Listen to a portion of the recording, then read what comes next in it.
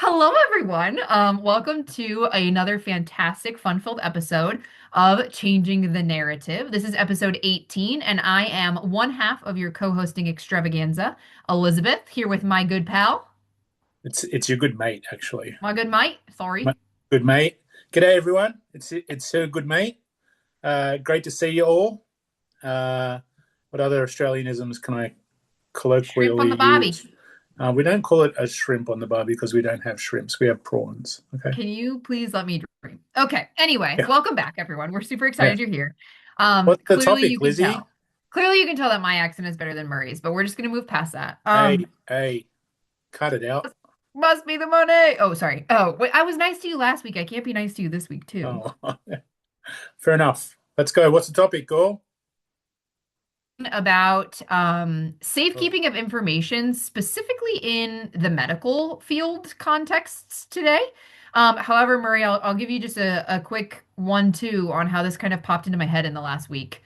Um, I was taking a couple of phone calls, just like making different medical appointments. And notoriously, I feel like doctors' offices always tend to call me when I'm like walking through the middle of a store or like sitting at a table in a public cafe. And I'm like, yeah, my social security number is, da, da, da, da," and it's like, oh man, party foul, right? Have you ever right. had that experience? I mean, I've certainly had people ask me for my social security number, but usually they're only allowed to ask for the last four digits, Yeah. primarily. Yeah. So regardless though, I actually had a flashback to a how to use public transportation lesson that I was receiving at a summer camp when I was in like middle school, right? So I'm sitting there with like one or two other, peers, and me and this guy, one of the classmates with me, one of my fellow cohort members, are having a conversation, and all of a sudden I hear another one of our participants like very much oversharing her information with like a stranger on the city bus. And I was like, oh, dude, they Like don't when need you to say know that. oversharing her information, like what was she giving him? I mean, this is my first and last name. This is my eye condition. Yeah, I go to school at da da da da da. I'm in this grade. And I was like, please stop. Like, I understand that it's not your social security number, right? I get that. But I was like, buddy, like, let's talk about what we do and don't share with strangers. Like, I never tell a stranger my visual acuity. Frankly, I don't tell a lot of my friends my visual acuity. Like, unless I get to know someone pretty well, I don't personally think that that's their business, right? They don't need to know the limitations of my eye condition because I'm like, you're being nosy or you're trying to use this for evil, like one of the two. Um, so needless to say, this is, I literally Are just you flashed saying back that to that people on the moment. public bus system are not trustworthy? I don't think human beings in general are trustworthy, whether they're on the Wow. public bus system or driving a Tesla. Lizzie, that's wow. Okay. I work with kids. Anyway, yeah, so that's kind of what's made this pop into my brain. And then obviously, Murray, you've shared you've got your ouchie boo boo repair coming up here. So I'm just curious, what has that process been like for you? Either with this appointment, with a different appointment, you know, how do you navigate sharing your data in a way that you feel comfortable navigating? What does that look like for you? I feel comfortable making my wife give all of the details. And so Yeah.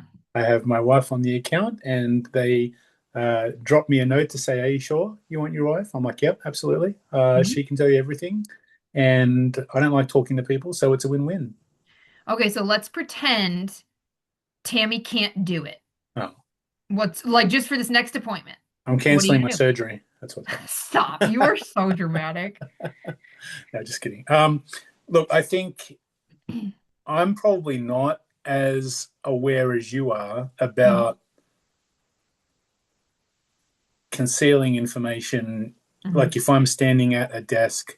confirming information, I'll just confirm the information. So literally, I don't question it too much, to be honest with Mhm. you.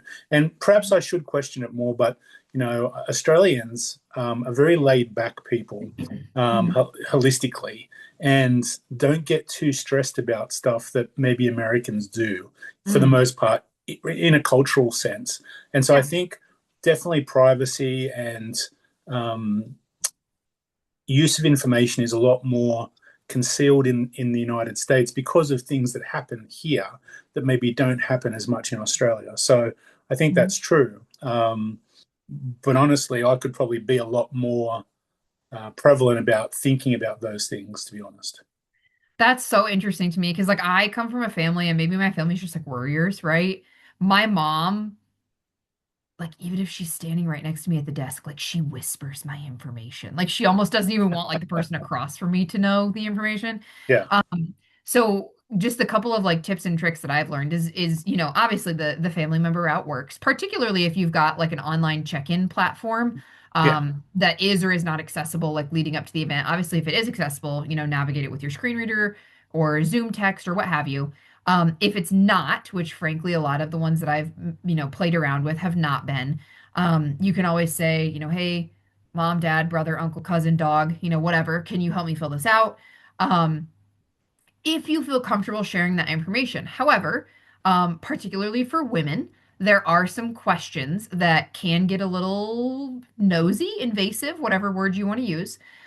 So the couple of tips and tricks that I've kind of learned to navigate are, you can always ask somebody from the office, "Hey, I'm so sorry I didn't get a chance to fill this out ahead of time. Could I have somebody sit with me and fill it out?" Well, then that person is scream shouting at you in the waiting room, which can also not be the most private thing. So depending on the locale, you could also say, hey, can you help me check in? I'd like to share my information a little bit more privately if at all possible. Obviously, if you're in like a one room doctor's office, there's the waiting area and there's where the patients are seen. That's not going to work super well. So I think part of it is just knowing your setup. But I definitely want to make sure people feel empowered. To ask for that accommodation, right? Because I think a lot of times it's like, oh, I have to have somebody help me do this ahead of time. So I'm going to call my neighbor. And it's like Jeff from five doors down who goes through your garbage probably isn't the best person to help you fill out your medical documentation. Shout out to all the Jeffs of the world. We love you. Please don't go through my trash can, right? wasn't that a band? 5 doors down, 3 doors down. Three doors down. Yeah, okay. Yeah, three doors down. Um, I don't even know if that's three doors down It's song. no Anyway, Taylor Swift, but yeah. it's not Taylor Swift. But it's okay. I'll forgive you. So Good, just going good back to reference. that, when you ask that question, um, can I go somewhere more private? Mhm. What's been your response? I think generally people are aware of the fact that I'm being asked to share sensitive information and they're pretty cognizant of that. I'll be very transparent with you though, completely separate from my blindness. I am a die on the hill of customer service person. So, if somebody poo-poos my question, I would pretty strongly consider not going back to that doctor's office. I think that if people are willing to, give you the time and the space that you need, I see that as kind of a respect thing. I actually had a doctor's office a couple years ago. I was getting ready to go to my dentist, and I was on Medicaid for a while, which means I had, what by my standard was not great insurance, not great dental insurance. And my dentist, of 15 years was like his receptionist literally said, "We don't take that here." And I Oh, literally walked out and I never went back. I was like, "Okay, Caitlin, like I don't have time for your attitude. I don't take that here, right?" I think Uh, that's one reason why I get Temmie to do most of that stuff because I have a very low tolerance for stupidity. yeah, And I find it in the American healthcare system more than I would care to come across it, to be yeah, honest with you. And I don't have much patience for it, to be honest. yeah. But I would say, generally speaking, both from a front desk assistance perspective and frankly from like a navigating the space perspective, right? Because the next step, let's say we clear check-in, we got our private, sharing space, and I'm sitting in the waiting room and I get called. um I don't want to be grabbed, I don't want to be manhandled, I don't want to be overly explained or talked down to. That is another thing where I'll just say, let's have a conversation. I'll talk to you. That's how I'll find the door and things of that nature, right? Yep. Again, generally speaking, if I'm left to my own devices, goes fairly well.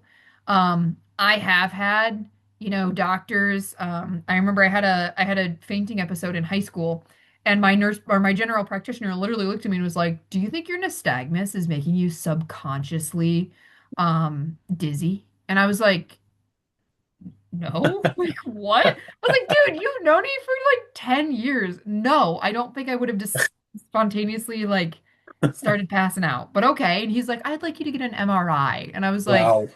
Okay, like I whatever. don't recommend an MRI. Here's a situation that I had. As most people know who listen to the podcast, I am going in for hip surgery tomorrow to get my completely torn labrum reattached and fixed, hopefully. But Hmm. they have to pull out your hip joint socket before that happens, so that's fun, Mhm. and then put Gross. it back in. But I also have a completely torn rotator cuff on my other side, on my left shoulder. Um, and so I had an MRI done for that last week, and they put this kind of like plastic shoulder pad protector thing over my left shoulder to do the MRI. Only it got stuck going into the MRI machine, Oh, no. and I'm like, wait, wait, and they continued to press the bed that goes through the MRI machine, and basically ripped my shoulder. If it wasn't torn before, it certainly is now. And I'm like, didn't you guys hear me? They're like, why didn't you press the button? I'm like, I just got pulled in. Like, surely you could have heard me. You were standing right there. Yeah. But anyway, Yeah. so Medical incompetence is a whole different, we could be here for a lot longer talking about that. healthcare But systems are not my thing at the moment. yes, no, I 1,000% get it. Um, so on the other side of this, right? I'm gonna flip this back on you now because you started to have this really interesting to you and passably of interest to me conversation when we were talking about today's podcast topic, right? I've gotten through check-in, I've gotten to the room. Talk to me about this new piece of being in the room, the AI collection of data, Yeah. Murray. So a lot of the doctors now are using an app that Yep. records your conversation and puts it into notes, Yep. essentially. So it's just a voice, Supposedly saving him a lot of time. yep, voice to text collection software. And so they need your consent to be able to do that.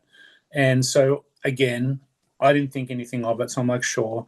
And then I was talking to somebody within industry, and they were saying, well, where does that go? Like, who sees that? And actually, some of the doctors couldn't even tell them, like, where it goes and what the system is and how it goes Yep. through. And Who so can I do access think, it besides them? yeah, and so I Yeah. do think that we do need to be careful and ask questions and advocate effectively, because you do want to know who's looking at your medical records. And essentially, there's laws, the HIPAA laws around that Hmm. as well. But Hmm. even from what we've talked about, I'm wondering if that actually breaks the HIPAA law when they're asking you these questions and you're in a public setting where other people can hear you, and Hmm. you're giving out your personal information. So I'd be interested. One thing that I've really been thinking about a lot lately, and it's definitely true, I think more so for people with blindness and low vision than most, is that you have to be aware of your rights. And so disability advocacy and disability rights are probably something that I'd love to do a podcast on in the coming weeks. Um, Hmm. on TikTok hash blind talk, we I guess like interact with a disability rights lawyer who has Stargards, and she pretty much knows everything back to front, and it's what she lives on, and just like some of the things that are happening now around acts that have been put forward to protect people with disabilities are in danger of being really demolished. And so I think the greater question is, do you know your rights? And then are you okay in, advocating for those rights? And that's an important thing. Yeah. I think to kind of add to that too, it's not only know your rights, it's know your surroundings. I think this kind of brings us full circle back to where we started this conversation. And I'm gonna use a bookstore this time instead of the bus so that you don't shame me. I was sitting at a Barnes and Noble bookstore the other day and I was having, a couple different phone calls. And if I would have been asked in that moment, hey, confirm the last four of your social or, whatever, anyone can be around you, right? And Yeah, there are some really, really great people in the world, and there are some really, really not great people in the world. And I'm not saying those people shop at Barnes and Noble or those people ride the city bus or whatever, right. right? But it is also on us, right? We are responsible for knowing when and how to give that information out, and frankly, to confirm that the person calling us getting that information is legitimate. I mean, we also live in the time of scam phone calls, For right? All sure. the Yeah. time. So I do think there's a lot of oomph behind the need to like trust but verify, right? If you're getting a call from your doctor's office or a number that you don't recognize claiming to be your doctor's office, maybe hang up and call your doctor's office, like the number that you know for them. Hey, just wanted to confirm, did you guys call and ask for this information? If so, I'd like to confirm it with you on this number, Yeah. right? Um, Maybe it's I'm gonna go use a family restroom to make this phone call instead of doing it from my airport gate. I've had those calls before where I'm like, does everyone here in row A, or seats B, D, 9 and 3 need to know my business? No, they really Right. don't. I've also met some fantastic people on airplanes that I've had really great conversations about blindness with, but it also didn't start with, so like, what can you see, right? It was Right. like, hey, how are you? How's your day? Where are you headed? What for? Blah, blah, blah. So I think a big piece on top of knowing your rights is knowing your surroundings, knowing your audience, who is within earshot, and that can be verified with any level of non-visual technique, utilizing residual vision if you have it, using your ears, all sorts of different things. So make sure that when you are sharing those things, you're sharing them in a way that you feel comfortable and in a place that you feel comfortable. I think is a really big piece too. The other thing I'd say is that we've been talking about just in general is that safety in today's society is really important. And if you use a cane or you use a guide dog or you have any kind of visual confirmation of blindness, a lot of people feel vulnerable right now with a lot of things that are going on and just in general. And so that's the other part is if, and I don't like to stereotype, but let's just say, you're a young female giving out your phone number in an open area and you can't see and you're using a cane or a guide dog and you are by yourself and not traveling with somebody else, Mhm. there is definitely situations that you need to think about is in the worst case scenario, and hopefully that never happens, but in the worst case Mhm. scenario, what don't I want to tell somebody about me? And, Yeah. phone numbers and addresses and things like Yeah. that, even as a confirmation point, they can be compromising, is what I would say. See, and I think it's so funny. Everyone dies on the hill of like your phone number, your phone number, your phone number. I'm the person that's like, I can block you, right? Right. I can block you in a heartbeat. I would if somebody's like, oh, hey, like, let's stay in touch. Let me grab your number. First of all, 8 times out of 10, I'm gonna be like, hey, yeah, why don't you just like put your number in my phone or I'll take yours and I'll text you, right? That's a Yeah. really good way to get yourself out of a situation if you don't want to text somebody, Mm. you I was know. wondering why I didn't hear from you for like 3 days and I had to follow up with you, but You did not stop it. now. I think is that the year that I got sick that convention. I do. No, you got sick that convention because we were supposed to It, meet up and then you got sick. yeah. Yeah. Yeah. But the other one is I would be much more likely to give somebody my phone number than I would be to tell someone where I'm staying. Sure. So I don't care who you are. Don't be afraid to perfect a couple of like offhand answers, like, "Oh, what are you in town for? Like, where are you guys staying?" Oh, we're at a hotel downtown for an advocacy conference. You know, if they really want to look it up, could they probably look up like blindness conference, Washington, D.C., and figure out where I'm staying?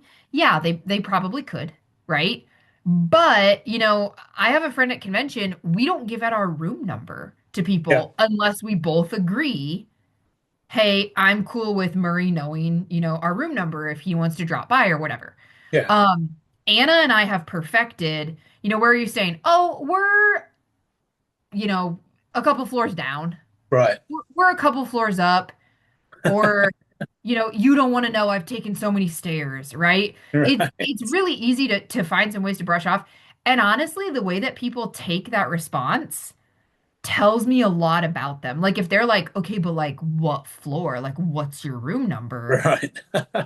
None of your dang business is my room. Like it helps you read people. If people are like, okay, whatever, no big deal, I might warm up to them, but make sure you know what you feel comfortable sharing. And if you don't feel comfortable sharing, just say, you know, I don't I don't want to tell you.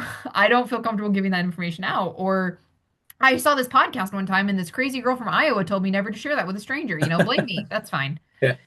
That's Definitely fine. blame Lizzie. Yeah. Yeah, blame me. But those techniques are good pointers to be able to talk to people about because let's just say you're in a convention, right? And there's Yeah. 3,000 people with blindness and low vision around you, and you don't know anybody. It's your first convention.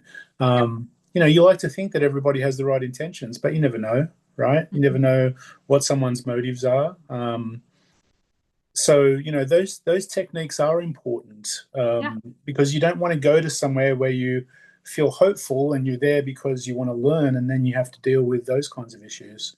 Yeah. Tell me about situations that you've been in where it's just like socially. Okay, so you might Mhm. be in a restaurant or at a bar or whatever it is, right? Mhm. In a bookstore reading your 110th book for the year. Um, Tell me about situations where you haven't felt comfortable, and then things that you've done to be able to diffuse situations, because I think that's really relevant for people as well. Yeah, I can definitely give a couple. I would offer, I have been called, particularly when I was going like to and from Minnesota pretty regularly a couple years back. I received phone calls where it was, um, hey, we need to confirm this information for your upcoming doctor's visit. And I literally said, I don't feel, or like Social Security, right? Social Security calls you and they're like, hey, we need to confirm your social. I'm not doing that in a public place. So in those instances, I would rather be like, yo, Social Security, I'll call you back in 2 hours or I'll call you back on Monday. I'd rather delay that than risk giving that out in a public setting. I've done that to doctor's offices before, hey, can I call you back in 2 hours when I'm at a more appropriate place to share that information, yada, yada, yada. Um, I would say in the social piece more so than the privacy piece. Um, I I just don't hesitate. I'm a very transparent person. I might add a little bit of a joking tone, but I'd be like, "Hey man, I don't know you well enough to give you that information yet." Right. And again, if people are like, "Oh, come on, you're just being goofy," like, and they let it go, Yeah. I'm much more comfortable in that space than if somebody's like, "So what? You're telling me you won't give it to me?" And I'm like, "No, I won't. Piss off." Right? Right. Like I don't take kindly, and I don't care if it's a friend, a significant other, a total stranger.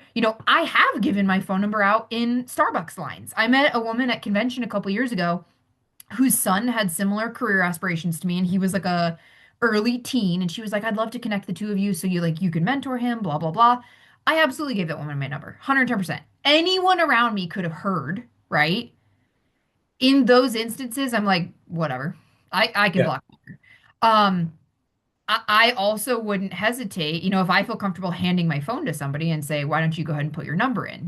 Then I don't have to say mine out loud, whatever. Yeah.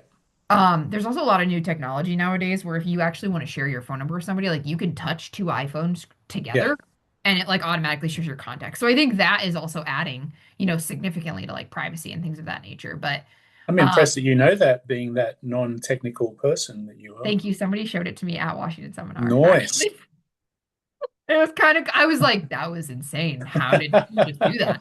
Look at Um, imagine what technology can do for you, Lizzie. We're going to do an episode of what could technology do for Lizzie, and I want everybody to like oh give no. us give us feedback Oh about no. how technology could change Lizzie's People are life. gonna be like, That'd be she still great. uses wired earbuds. Yeah. That's disgusting. Yeah, I mean, I I don't I don't know. Like I'm trying to even think of the last time like I was somewhere public and I didn't feel comfortable sharing like my phone number or something. Because again, I've just got to the point where I'm like, if I don't like you, I'll block you. I You think like know? that's one of your strengths, honestly, is the ability to be upfront with people. Like, Yeah.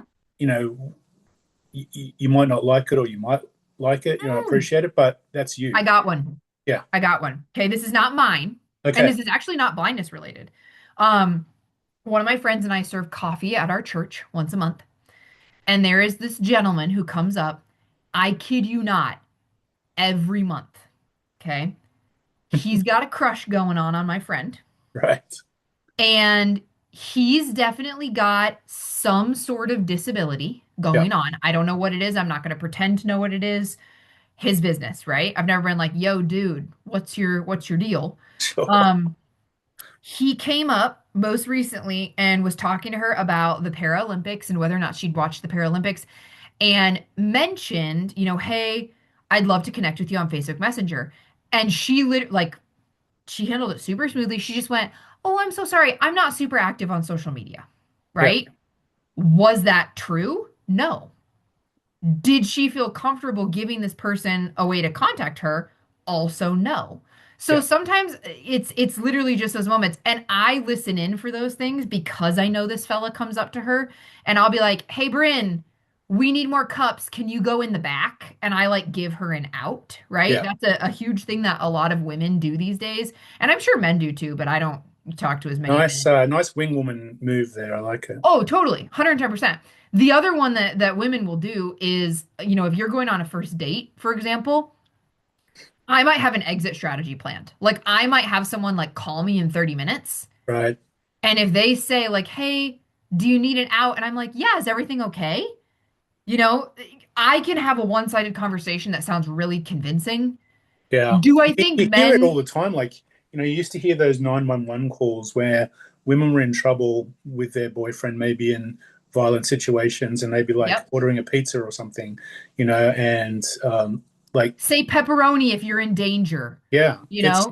it's like those things that are really important. And, Yes. again, I feel like it's more prevalent right now for people with blindness to be aware of strategies like that because you Yep. never know what's going to happen, and like to your point, I love that, you are very frank about it. Mhm. But, hopefully that doesn't cause more issues because you can get someone who's like really aggro about what that tone would be and then, force back. So it's like you have to really, I think it's interesting, like from a male's point of view, okay, Yep. because um,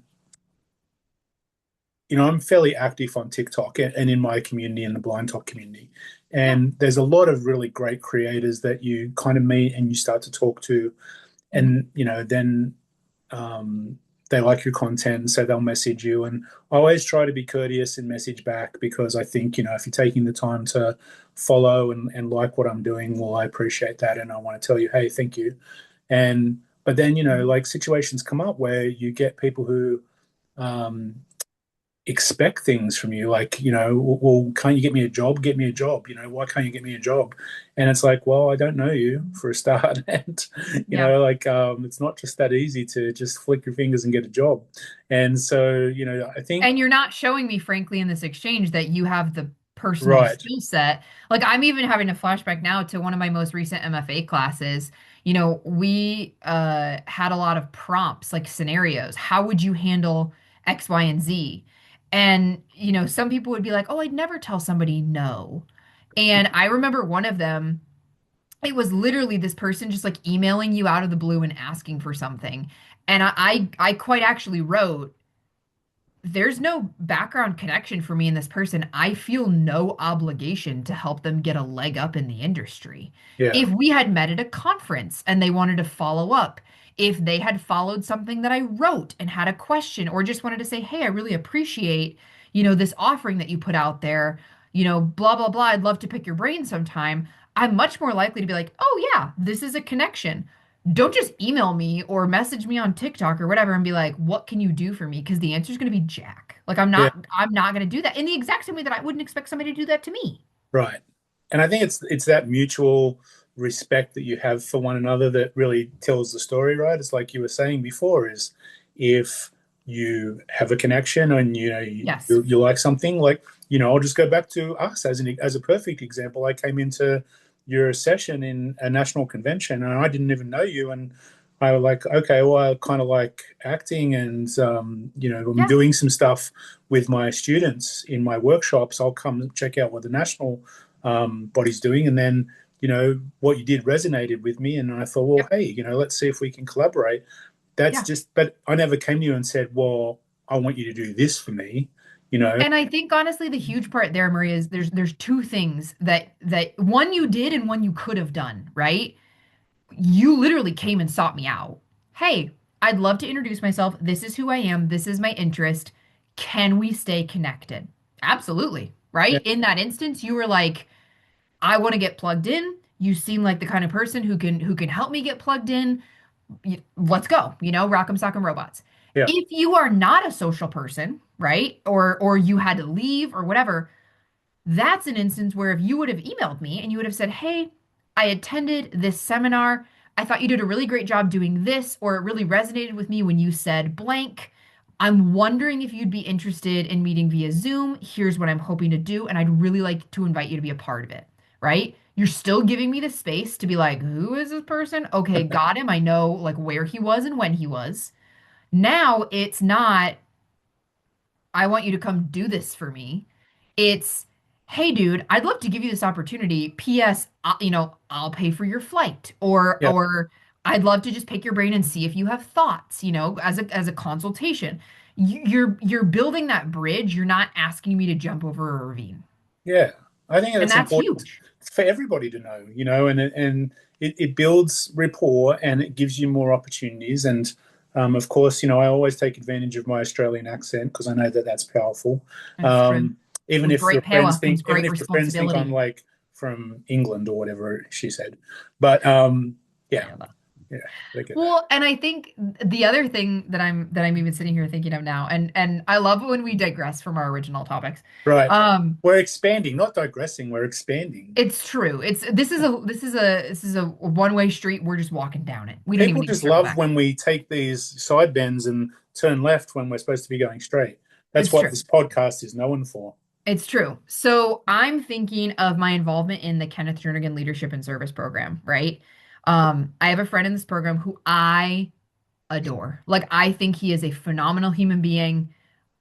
This man has like a group of us at one point went to like a bar in downtown Baltimore, and I was like, "Hey bro, you got my back. Like if something goes down, you're in charge of protecting me." And he was like, "Absolutely. You didn't even have to tell me that. Like I already knew that." Right? Like he is good people. Yeah, Okay? He has said to me on multiple occasions, you know, "I want to be where you are because you know everyone." yeah, Right?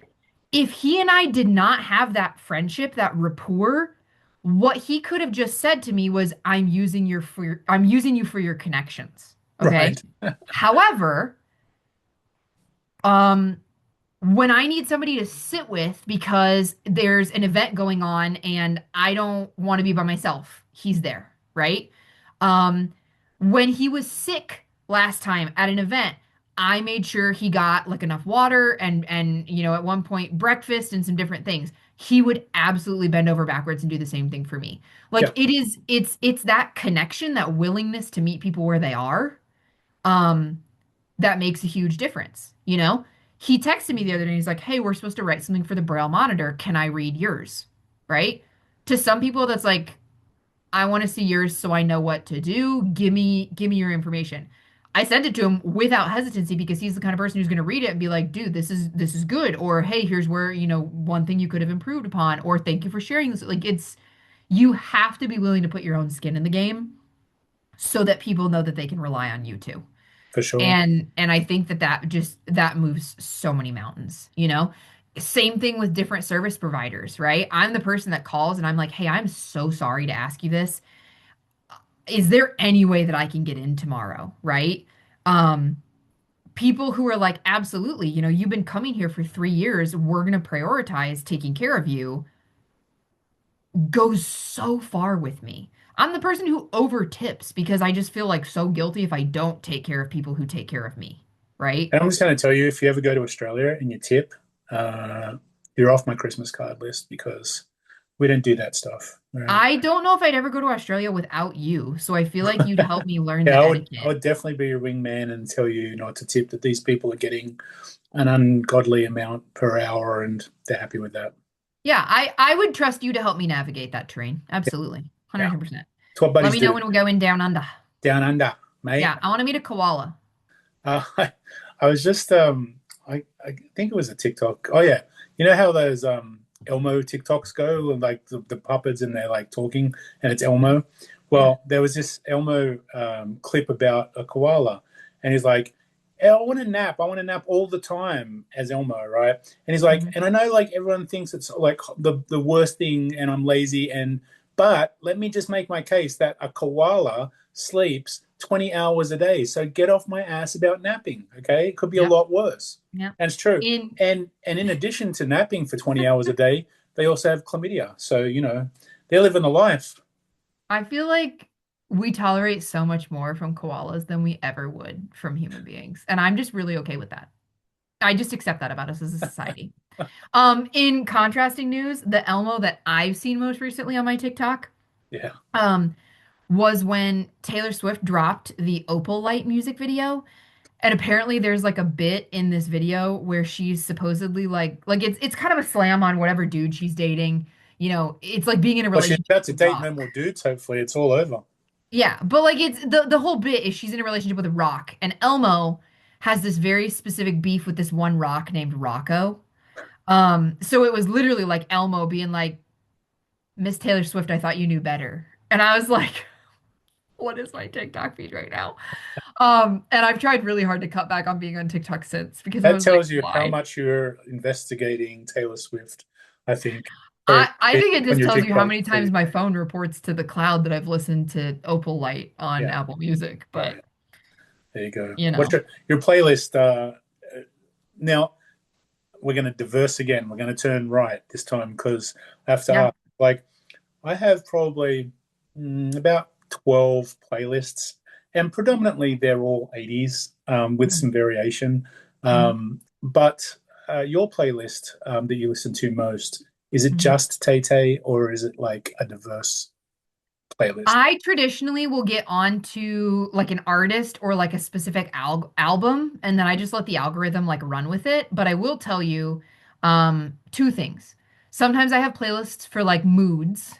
Um, I have a playlist called Unadulterated Bottomless Rage. That's just a lot of like women power to heck with the patriarchy kind of music. That's got a lot of Um, Melissa Etheridge on it and Pink and yes, Taylor yeah, Swift, yeah, Jax. I mean, so many different things. right. I have a Get Off Your Blank and Go Run playlist for when I work out.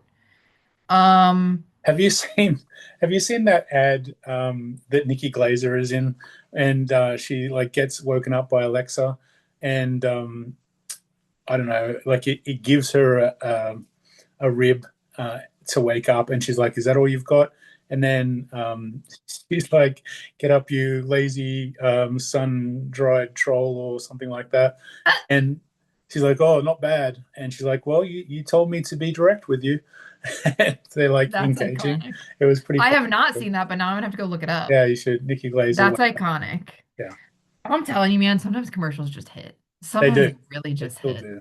I'll be Um, spiving through and pressing the fast forward on the DVR, and then I'll yeah. have to stop and go back and watch something. Yeah, but the other one that I will tell you, and this is actually kind of a fun one that if people want to like adopt, they can absolutely adopt if they haven't figured this one out for themselves already.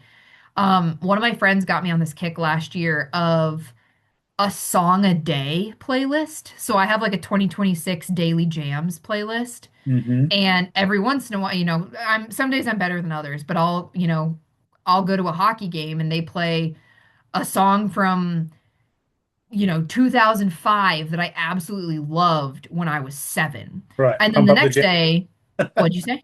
Pump up the jam. Yeah. And Yeah. then the next day, I'll go to the dentist and I'll go add, My Shiny Teeth and Me, the Chip Skylark song from the Fairly Odd Parents. And then the next day, I'll go to a Pink concert and I'll add, the title track from her most recent album because that was her encore song. So literally, I'm adding to this playlist so that when I get to the end of 2026, I could theoretically shuffle my 2026 playlist and get like all of these memories. Songs are Um, memories, man. I'll tell you. Like, I think that's why I love songs so much. Is a song will just come on and it'll be like so much of a memory. Like, I was in the MRI machine and I asked them to put 80s music on Pandora, and they put mhm, 70s music on, which is mhm, okay, but it doesn't hit the same as 80s. But I mhm, got like three Beatles songs, and mhm. One was Penny Lane, and when we Hmm. went to London, we actually did the tour in the bus, and Hmm. they did the Beatles thing where we went up to Abbey Road, but we also Hmm. went down Penny Lane, and the sign that Paul McCartney signed on Penny Lane, and it just brings back those memories Yep. of now that Yep. song relates to that experience. Yeah, absolutely. I mean, music scents are another one that people are like, oh, that smell really brings me back to blank, you know? Mm. It's really interesting to see what people find nostalgic. Yeah. I will tell you one of my favorite additions to my 2026 playlist right now is we got 6 inches of snow in the middle of March. So if you actually go through my playlist chronologically, you get to March and Let It Snow Right. is just like randomly one of the songs, and I'm just like hee hee Nice. hee. Noise. Nice. Yes. So Well, I think advocacy is extremely important, and I think being aware of your surroundings and where you're sharing information is extremely important. mhm. And always have a wingman or a wing woman, Know wing your exit strategy. woman. Know your Yeah. exit Know strategy and your exit strategy. And pre-plan. I don't, mean, we pre-plan everything else in our lives as people with blindness and low vision. Exit yeah, strategies are important for sure. don't feel guilty about it either. Like, here's my thing. You're totally entitled if you're going on a first date and somebody calls you and they're like, "Hey bro, do you need an out?" And you say, "No, I'm good, thanks." Like, here's my thing. I've literally been on first dates where I've told guys, "Oh, this is my exit strategy call. Let me tell them I'm okay." I don't care if people know that I'm ready to dip if I need to. Like, the fact that I chose to stay should tell you something. Lizzie, there's something magical about your lack of Cares? well, no, it's like what's a good way to put this? Like lack of, yeah, I guess caring about other people's feelings when you It's disclose not that I information that do. crushes their soul. Here's my thing is if I'm on a first date, okay? Hmm. I actually didn't have an exit strategy on my first date with the man that I'm currently dating. Well, you did. You brought your family along. No, my mom dropped me off. I mean, like he picked me up from where we were, but like she Hmm. didn't call me after that. Anyway, um, okay, we're gonna take one of two scenarios, okay? If I have an exit strategy and I want out, that man ain't never gonna know. He's not gonna be able to confirm that was an exit strategy. Okay.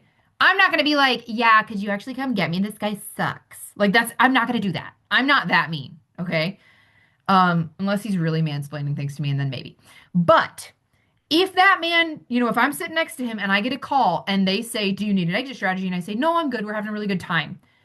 If he doesn't appreciate the long game of me having a plan, I would hope that any man is like, yeah, I'd want you to feel safe. And if you didn't feel safe with me or somebody else, you should leave. Okay, I've got to Like, ask you this question because it just popped into my mind because of a okay. situation that happened to me once when I was in my Yeah. 20s.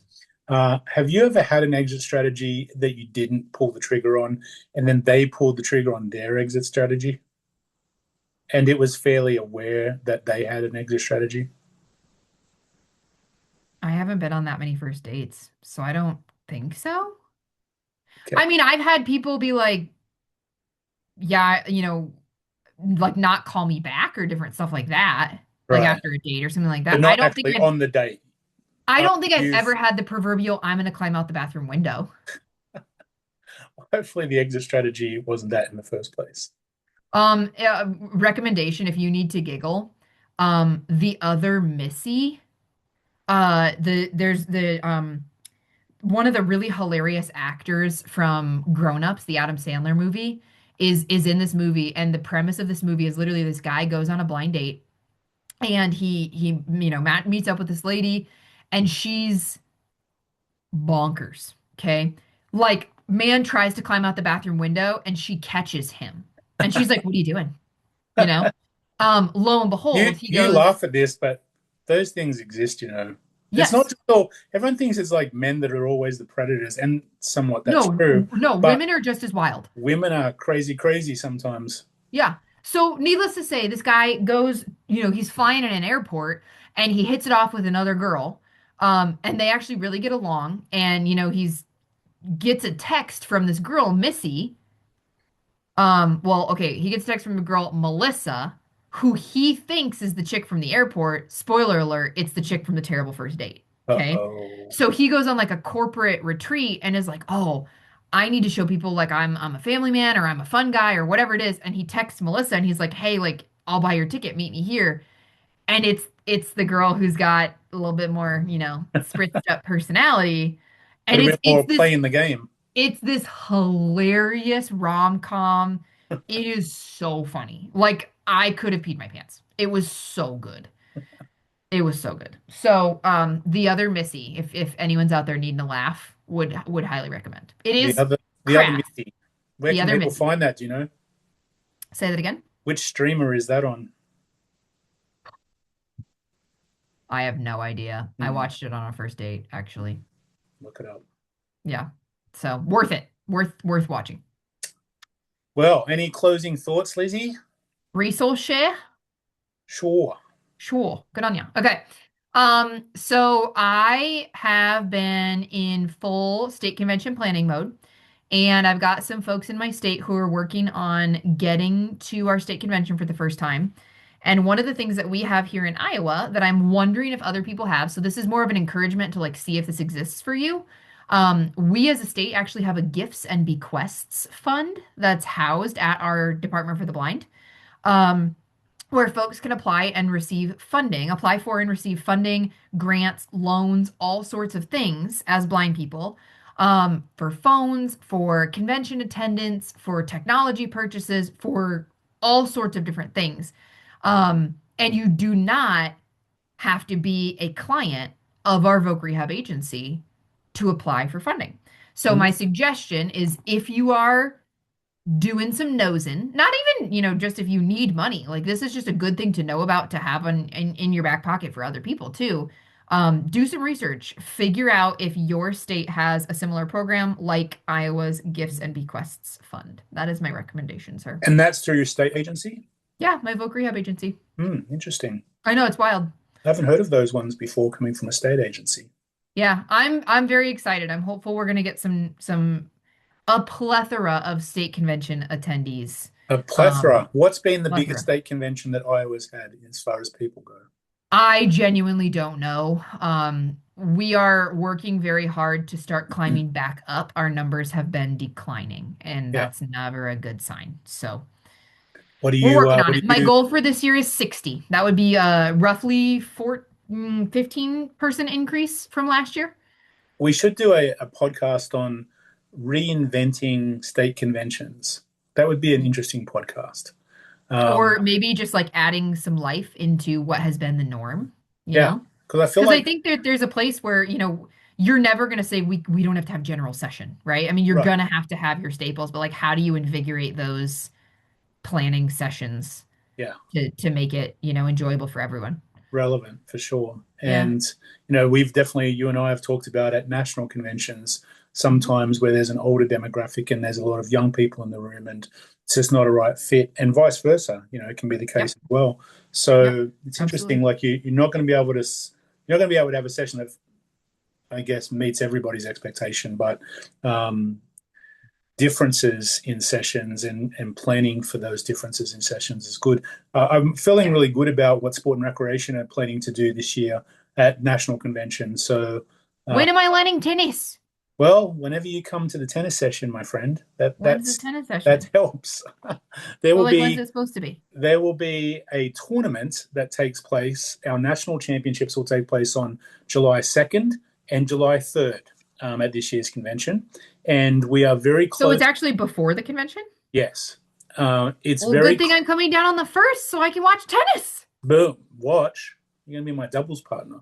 Um, How is we're it gonna be team a podcast. national I'm gonna championship? make you run all over the court, Oh my swing God. a racket, not at me.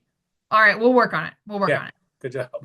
I love it. But yes, July 2nd and 3rd, um, 12 to 8 on the 2nd of July before convention, and then Mhm. two sessions, 10 to 1, and then the night final session on the Tuesday night. Oh, sorry, the Friday night, the Yes. July 3rd. Yep.